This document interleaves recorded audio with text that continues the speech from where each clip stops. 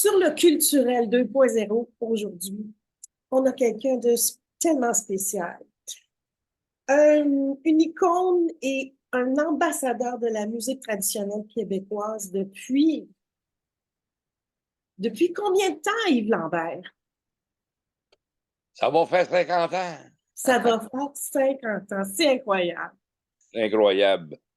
Le pire, c'est que j'ai l'impression de ne pas avoir changé. Puis il y a des fois des vieux amis qui me disent sans spectacle, ils disent, Christ, t'as pas changé, toi. Mène-toi donc.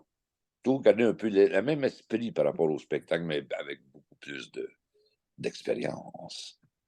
Là, il y a un nouveau bébé qui vient de sortir. Parle-nous de Romance Paradis, qui est assez différent de ce qu'on a été habitué d'entendre d'Yves Lambert. Bon, c'est mes recherches, puis c'est mes grands moments de solitude et toujours à chercher une manière de surprendre. Ça a été ça un peu toute ma vie, moi. J'aime bien j'aime bien amener d'autres façons d'analyser les choses, puis les musiques, j'aime bien les transformer et tout ça. Et je suis tombé en amour, moi, depuis quelques années, avec la chanson réaliste, qui est un courant de chansons qui venait de la France, naturellement, et dans les années 20, dans les années 30. Et puis, c'était un courant, dans le même esprit, la Bolduc faisait partie justement de ce courant-là, de la chanson réaliste. Et je suis tombé en amour avec le texte, avec la façon de dire les choses, inspiré du 19e dans les grands écrivains aussi. Puis, tout est dans la façon de dire. C'est pas quelque chose, c'est pas le fait de dire, c'est la façon qu'on dit les choses qui est important. Et là, je suis tombé en amour, puis j'ai toujours été près de la poésie, moi, et tout ça. Et je me suis ramassé quelques chansons qui avaient comme thème, c'était la chanson réaliste française, mais sur des artistes professionnels québécois de l'époque, comme Arthur Mardy. En entrevue, je trouve la misère à m'en souvenir. Mais. On parle de Odilon Rochon, on parle d'Albert Marier, Alfred Montmarquette, Conrad Gauthier. Conrad Gauthier, que lui était plus un ethnologue. Conrad, lui, c'était pas vraiment un auteur-compositeur ou un chanteur professionnel, c'était un chercheur professionnel, mais qui a trouvé des belles chansons. Et puis Oscar Pellerin, qui était Il un faut que tu chanteur. enlèves ta main. Oui, il faut que tu enlèves ta Oui, main. oui. Oh, pardon. Oscar Pellerin, qui était un grand artiste populaire là, à Montréal dans les années 20. Il chantait au Parc Summer. Le Oh. Parc Summer, c'était le parc qu'il y avait avant qu'ils bâtissent le pont Jacques-Cartier. C'était le plus grand parc de Montréal. Il y avait de la musique et tout ça. Et il chantait dans un cornet, lui, dans ce temps-là. Même fois, donc. Et puis, là, j'ai tout réarrangé ça. Puis ça m'a pris un an, 2 ans.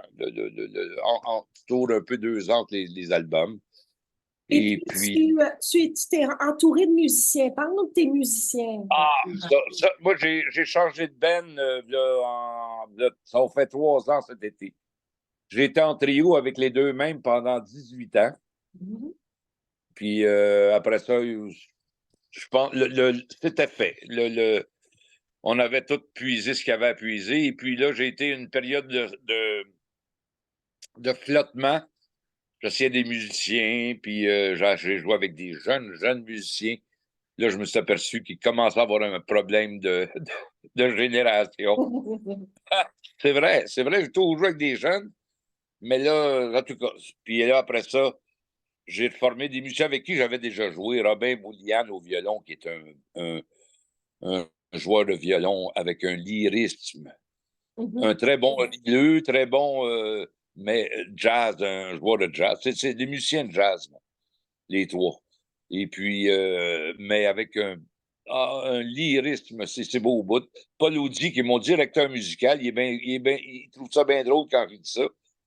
Mais un gars de confiance, puis un maudit bon guitariste. Il est professeur au cégep de Trois-Rivières de OK. guitare. Puis après ça, cette année, en 2023, j'ai embarqué un quatrième membre avant je suis en trio, puis là, je suis en quatuor avec Mathieu Royer à la contrebasse. Très, très, très bon, très dynamique, très on. Tu sais, là, puis ah ouais, Fait que ça groove là, au bout, au bout, au bout. C'est beaucoup d'improvisation. Beaucoup, beaucoup. Tu sais, moi, j'ai toujours joué à suivre des arrangements très... c'était Dieu, les arrangements à cette heure. On garde les structures, naturellement. C'est très, très étudié, mais l'interprétation n'est jamais la même. Fait que, puis Et, ça m'adonne avec mon caractère. J'ai un caractère comme ça, moi. Puis c'est vrai, tu sais, moi, je suis un rebelle. Moi, j'ai toujours été un rebelle. Puis Mhm.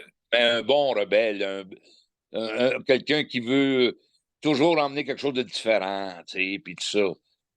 Puis ça Yves, aussi, on voit une photo présentement. oui, oui. Ça illustre un peu ta première chanson de Romance Paradis qui s'appelle Votre avion va-t-il au paradis? Et puis moi, ça me parle parce que explique-nous un petit peu qu'est-ce que ça raconte, cette chanson. Ben, ça raconte l'histoire d'un petit Paul, un enfant de 6 ans qui se retrouve. C'est une chanson sur le début de l'aviation. Tu sais. Mhm. Fait qu'il y avait encore le côté poétique de l'aviation dans ce temps-là. Tu comprends? Tu sais, c'était Lindbergh aussi qui avait traversé l'Atlantique. C'était le. Ouais. Fait que les gens s'en servaient pour écrire des chansons, pour aller dans la douceur et ça, c'est le petit gars qui demande à un aviateur sur la piste d'atterrissage, la piste, là, et demande est-ce que je peux monter avec vous? J'ai ma maman qui est morte hier et je m'ennuie beaucoup. Et votre avion va-t-il au paradis? J'aimerais bien y monter avec vous. Et puis ça, et puis après ça, le dernier couplet, c'est que l'aviateur n'a pas vu le petit bonhomme. Et il le frappe, le petit bonhomme. Et le petit bonhomme tombe dans le ravin. Et les gens pensent qu'il est mort. Et non, il recommence à chanter son refrain. Votre avion va-t-il au paradis? C'est vraiment, il y a une naïveté dans cette chanson-là, en même Absolument. temps que c'est- il y a de la nostalgie parce qu'on connaît tous des personnes qui sont parties, qu'on a aimées, qu'on aimerait retrouver. Euh, moi, ça a été un gros coup de cœur, cette chanson-là. Merci beaucoup Ah, ben c'est de bien, je suis l'avoir content. partagée. Ah, ben c'est bien. Moi aussi, j'adore cette chanson-là. De toute façon, c'est la première de l'album. Ouais. Tout ce qu'elle représente aussi, c'est très Puis il y a l'amour des de la chansons. maman, l'amour de la mère. Oui, Puis, fait que, non, non, moi, j'ai tellement développé mon organe de voix là, que je m'aperçois que j'ai beaucoup de plaisir à chanter. oui, C'est plus une obligation. Je m'écoute depuis des calendes grecques. Si j'ai plus des difficultés à rien, à m'écouter, à voir mes défauts. Comme là, je me suis fait dire par un journaliste dans j'ai eu une semaine écœurante, aussi, il y a pas longtemps, il y a 2 semaines, là. Les critiques ont été très, très, très, très élogieuses. Puis je pense que c'est dans le devoir, là, comment je me souviens plus du nom, là. Mais qui dit, oh, des fois, on voit qu'il pousse un peu la note et c'est vrai, des fois, je pousse un peu trop encore. Là, il va falloir que je fasse un petit peu plus subtil encore. Mais je veux tellement que ça passe que oui, des fois, mais chanter, moi, je chante avec les poumons, avec ouverts. oui. Je chante pas fermé, moi. Tu Mhm. sais? Puis Yves, c'est un peu de l'époque des grands ténors, de l'époque, mhm. dans le fond, Ouais, t'as vraiment une bonne voix qu'on redécouvre, là. oui, oui, la diction aussi. J'ai une Aussi. bonne diction. Oui, oui, exact. Puis, Yves, il faut dire aussi qu'il y a de la nostalgie, il y a de la naïveté, mais il y a beaucoup d'humour aussi dans cet album. Euh, Humour noir, peut-être, si on parle de la légende de Saint-Nicolas. Saint-Nicolas, moi, je trouve que c'est la plus mythique. C'est un genre de conte, c'est un conte quelque part, qui existe partout, qui existe en Allemagne, qui existe en Scandinavie. Même Philippe, mon gérant, qui est mon fils, qui demeure à Santiago, la grand-mère de sa blonde, même dans la cordillère, c'est le genre de conte, c'est ça qui m'a vraiment mythologique. C'est un conte mythologique. Et c'est ce qui m'a. Ça venait de Conrad Gauthier, des recherches de Conrad Gauthier. Et puis, c'est ce qui m'a plu là-dedans, c'est son côté universel. C'est le petit chaperon rouge. Tu sais, tu Exact. comprends? C'est Ouais. que c'est vraiment un exemple du petit chaperon rouge. Mhm. Fait que l'ogre, puis tout ça, là, puis c'était le fun à mettre en vidéo, celui-là, une espèce de... Oui. Mais Ben oui, mais on va laisser les auditeurs la découvrir, cette chanson-là, mais je veux parler aussi de la poésie qu'il y a dans dans ton album, où tu es allé chercher du Verlaine. oui, oui, mais ça, c'est encore des auteurs du 20e siècle quand même. Mhm. Et c'est là que je me suis aperçu, moi, que ça fait 50 ans que je fais souligner le monde. Puis, mais dans ces 50 ans-là, dans 26 ans de bottine, dans 23, non, comment, 26 ans de bottine, là, ça fait 21 ans que je suis plus dans bottine. Fait que je suis en train d'arriver à la moitié de moitié-moitié. Et puis, même dans le temps de la bottine, j'essayais d'amener de la douceur, mais c'était difficile parce que c'est une gang de pimpants, là, puis ça voulait pas, ça tripait pas sur les choses plus douces. Moi, j'ai toujours aimé ça. Puis maintenant, ça m'a donné. L'album m'a donné beaucoup de réponses là-dessus. C'est que les gens en prennent de ça. De la Mhm. douceur, puis les gens en veulent. Et c'est là que je me suis aperçu que j'avais jamais fait une chanson. J'ai toujours fait une chanson pour les gens qui fêtent à Noël puis au Roland, mais jamais une chanson pour les gens qui sont seuls. Ouais. Alors, ce serait ton L'ennui, album le plus la romantique. hein? Ce serait ton album le plus romantique, le plus avec plus de sensibilité Ah oui, complètement, parce qu'avant, là, je mettais de la sensibilité, mais je te mettais ça par-dessus plein de sparages, des clichés de la chose. Tu sais, en fin de compte, c'est plus des clichés que d'autres choses. C'est c'est nous autres qui les a créés, ces clichés-là. Puis à ça, il y en a beaucoup qui travaillent sur le thème de la bottine, de la façon que la bottine faisait dans le trad. Et puis, à un moment donné, parce que l'ennui et la solitude, présentement, c'est effrayant comment il y en a du monde qui s'ennuie. Moi je vis dans ma petite famille, puis je savais comment que j'apprécie Mhm. ma conjointe, ses enfants, mais ça va faire 40 ans que je suis avec, tu sais. Mhm. Puis c'est là que je m'aperçois que faire attention à notre monde, aux gens qu'on aime. En vieillissant, là, ça devient là, une. Fait que c'est de travailler sur mon caractère. Moi, j'étais un colérique un peu aussi, tu sais. Puis j'ai travaillé là-dessus, puis je travaille encore, puis je m'améliore, si tu savais comment que. Puis ça m'améliore dans ma communication par rapport à mon travail aussi, mes entrevues. Je parle de ce que je suis, tu sais. Puis, puis le fait d'être. Avant, j'étais dans des collectifs. La bottine, c'est un collectif. Tu sais, puis moi, jamais plus je travaillais dans des collectifs parce que c'est trop incontrôlable au niveau des intentions. À Mhm. cette heure, mes musiciens me comprennent. Mes musiciens, ils étaient contents de travailler avec moi parce que le répertoire leur plaisait. Parce que tu sais, les musiciens, c'est difficile, ça. D'essayer de motiver des musiciens, il faut le faire. Ça, partir un band, parce que les gars, ils ont leur goût aussi. Puis les tunes que je leur emmenais, ils étaient toutes, ouais, on fait ça, fait qu'ils ont travaillé avec cœur. C'est Mhm. ça aussi de motiver les troupes. Faut que les gens se sentent intéressés puis que ça chante fait partie de la chose. Fait que c'est ça. Yves, tu as plein de projets. Là, cet album-ci vient de sortir, mais tu travailles sur une comédie musicale. Un petit mot là-dessus? Là, c'est un projet de 10 ans que j'ai fait avec mon frère Michel.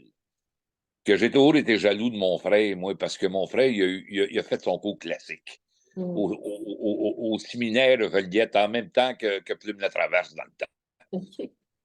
Puis ça l'a travaillé beaucoup son esprit de synthèse. Hein? Fait que j'ai travaillé avec, puis là, je dis jaloux, mais c'est des farces, tu sais. Et puis, on a fait un projet assez plaisant, que ça s'appelle, Tu ne boiras que de l'eau, et qui est une étude, une pièce théâtrale sur voyons, sur voyons, je manque de mots, là. Voyons encore là, sur la tempérance au Québec au 19e, en mettant en opposition Shiniki, qui était un prêtre né à Kamouraska, qui a été 30 ans catholique et 30 ans protestant, un espèce de moineau, un intellectuel dont les écrits dans les écrits du 19e, dans les journaux, ça a été celui qui a été le plus cité, le plus lu. Et je le mets en opposition à Joe Beef, qui était un philanthrope, un Irlandais qui avait été faire la guerre de Crimée avec les Anglais, puis il est arrivé, il a ouvert une taverne qui a nourri beaucoup, beaucoup, beaucoup de travailleurs du canal de la Chine. Et puis, il offrait la nourriture, la bouffe, la boisson aux itinérants. Et je le mets en opposition. Et c'est un peu la force de la fête versus la tempérance et c'est tout dans le carcan de l'Église catholique. Okay. Et puis, même chez Niki, qui a été 30 ans, dans ses 30 ans de protestants, il avait été développé des villages alentour de Chicago et en Illinois. Et puis, il y avait eu comme avocat dans tous ces problèmes judiciaires, il y avait eu comme avocat, il y avait eu l'avocat, voyons, encore là, je la répète, celle-là.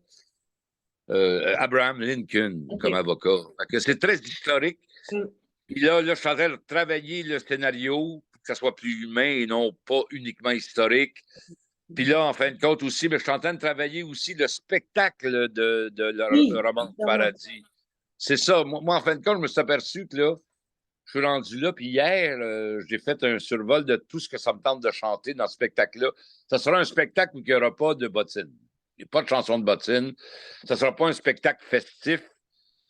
C'est de même que je pense que je vais arriver à faire quelque chose avec ce projet-là c'est en te présentant moi-même sur scène. Fait qu'il va y avoir des références là-dedans. Ça ne sera pas la comédie musicale parce que c'est pas facile, là, c'est cher. Puis, tu sais, le monde, ils prennent plus des comédies musicales américaines. Le monde sont encore dans la famille Trapp. Fait que, un moment donné, mais là, je vais. Puis j'ai sorti des chansons, là. Bon, des chansons. Là, je vais sortir de mon concept au niveau chanson réaliste et québécoise. Je vais aussi sur le côté français. Parce que c'est ma langue, hein. Puis moi, j'aime la France. Moi, je suis plus français qu'américain. Tu comprends? Puis là, je vais aller chercher du Damia, une chanson qui s'appelle Tout fou le camp. Tu connais Damia? Connais-tu Damia? Non. Damien, oui, oui. Damia? Tu connais Damien, Damia? Hein? peut-être pas. Qui est Damien? Damia, qui est une grande chanteuse française des années 20, des années 30, dont le début de la carrière d'Edith Piaf, elle imitait Damia. Grande source d'inspiration